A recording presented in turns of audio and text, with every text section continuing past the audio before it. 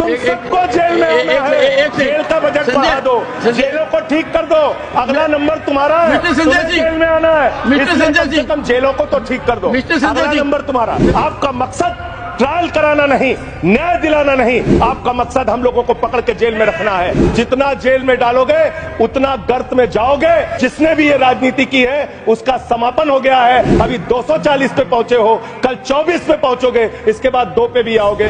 आप वो लोग हैं जिन्होंने भारत के तत्कालीन राष्ट्रपति श्री रामनाथ कोविंद जी को प्रभु श्री राम के मंदिर के शिलान्यास में नहीं बुलाया। आप वो लोग हैं जिन्होंने मौजूदा राष्ट्रपति श्रीमती द्रौपदी मुर्मू जी को राम मंदिर के उद्घाटन में नहीं बुलाया। आप दलितों से, पिछड़ों से, आदिवासियों से, अल्पसंख्यकों से, मुसलमानों से नफरत करने का काम करते हैं। ये आपकी सच्चाई है। आपने रेहड़ी पटरी वालों को कहा अपने नाम के आगे नेम प्लेट लगाओ। हिंदुओं की मुसलमान, दलितों के पीछे, आदिवासी हो, क्या हो ये बताओ। अगर नेम प्लेट लगवाना है तो लगवाइए गले में नेम प्लेट। नीरव मोदी के गले में नेम प्लेट लगवाइए कि 20,000 करोड़ रुपए हिंदुस्तान का वो बाकी है।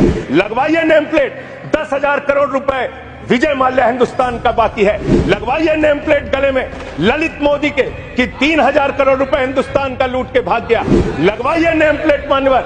मैं कहना चाहता हूं नितिन संदेशरा के कि वो 6,000 करोड़ रुपए हिंदुस्तान का लूट के भाग गया। लगवाइए नेम प्लेट अडानी के कि 2.5 लाख करोड़ रुपए का कर्जा आपने एक आदमी को दे रखा है। लगवाइए नेम प्लेट उन पूंजीपतियों को जिन्होंने हिंदुस्तान की बैंकों को खाली करने का काम किया। मान्यवर, मैं जानता हूं इनके मन में दर्द होगा। मान्यवर, अभी चुनाव हारे हैं ये उत्तर प्रदेश में, तो वहां पर अगर कोई बोर्ड लगाएगा जाटव ढाबा, कोई अपने ढाबे के आगे अगर वाल्मीकि ढाबा लिखेगा तो आप लोग उसके यहां खाने नहीं जाओगे। मैं जानता हूं आपकी मानसिकता। देश के प्रधानमंत्री को 73 साल की उम्र में तीसरी बार प्रधानमंत्री बनना है, लेकिन किसान का बेटा नौजवान सेना में 4 साल की नौकरी करेगा। ये भेदभाव क्यों है? 20 करोड़ नौकरियां आपने नहीं दी, फिर नौजवानों ने कहा नौकरी दो, नौकरी दो। फिर आपने कहा पकौड़ा तल लो, पकौड़ा तल लो। फिर आपने कहा पान की दुकान लगा लो, पान की दुकान लगा लो। फिर आपने कहा 4 साल की नौकरी कर लो सेना में, 4 साल की नौकरी। आदरणीय नरेंद्र मोदी जी की सरकार अगली योजना लेके आएगी कि इस देश के नौजवानों को मुफ्त में 5 करोड़ कटोरा बांटा जाएगा। भीख मांगो योजना। आप कहते हैं आप दुनिया की 5वीं बड़ी अर्थव्यवस्था है। अरे ये तो सच्चाई बताइए कि ये 5वीं बड़ी अर्थव्यवस्था किसके लिए है?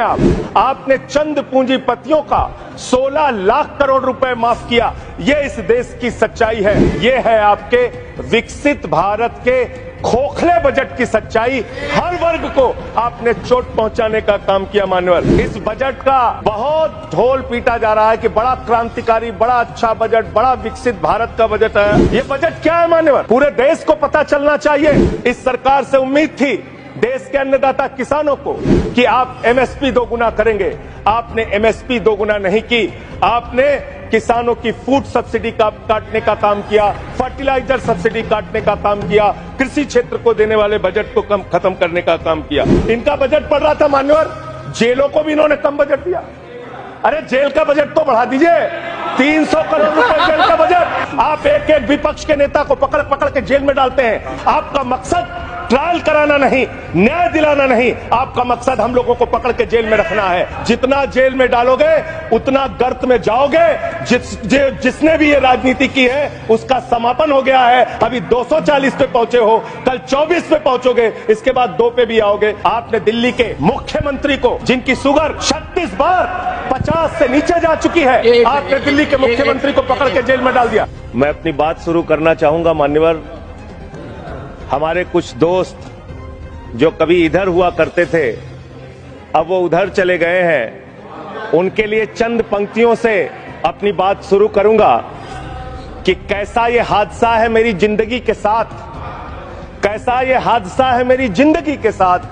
मैं हूं किसी के साथ, मेरा दिल किसी के साथ। तो जो लोग उधर चले गए मान्यवर, उनका दिल हमारे साथ है, भले वो किसी के साथ हो। कि भारत माता की सेना रक्षा के लिए जो बजट आता है, उस बजट में कटौती करने का काम किया गया। 9.6% से घटाकर 9.43% किया गया।